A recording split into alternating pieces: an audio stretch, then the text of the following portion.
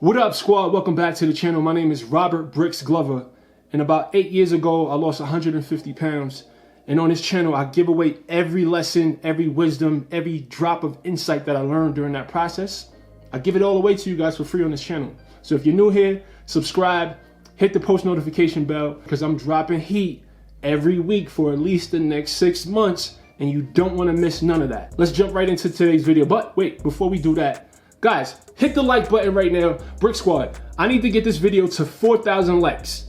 Hold me down. If I've ever helped you in any way, hold me down, hit the like button. But anyway, so today's video, I'm gonna be discussing some lessons that I wish I knew at the beginning of my weight loss journey, because it would have saved me so much stress, so much heartache, so much frustration if I just understood a few of these concepts. I had an unrealistic expectation about the process. My job today is to teach you, or to give you the lessons that I wish I knew, right? I'm just repeating the same thing. Anyway, let's get right into it. The first thing I wish I knew was that I was going to fall off, and weight loss wasn't supposed to be this linear, incremental, perfect process where I lose 6 pounds a week, like I thought in the beginning of my journey, every week until I had 6-pack abs. I wish I knew that there were gonna be months, literally months, where my body stopped losing weight during the process.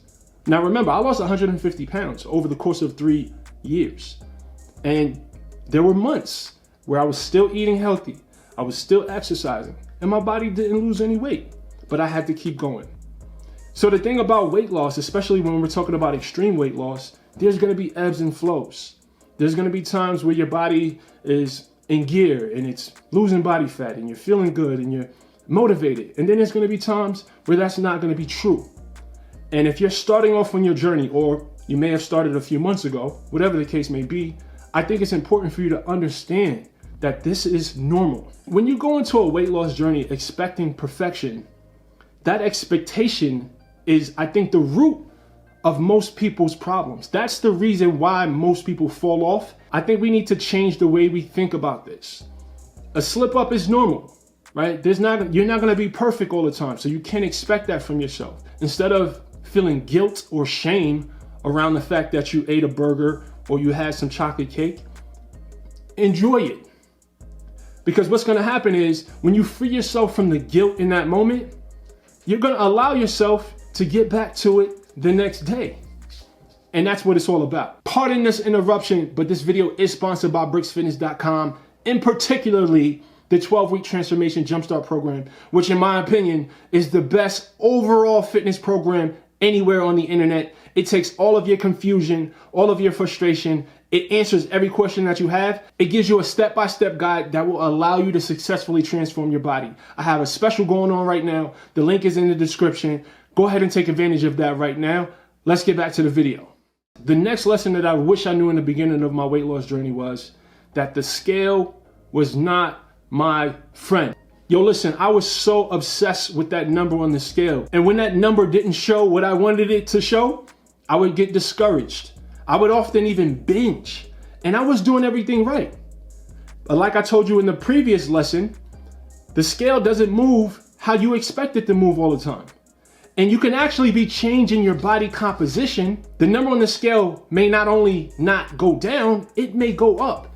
You can be putting on muscle mass. There's so many factors that go into that number on the scale, which makes it, in my opinion, the very worst way to track your progress. Now, I was emotionally attached to the scale. Not everyone is emotionally attached to the scale, but I think most of us are.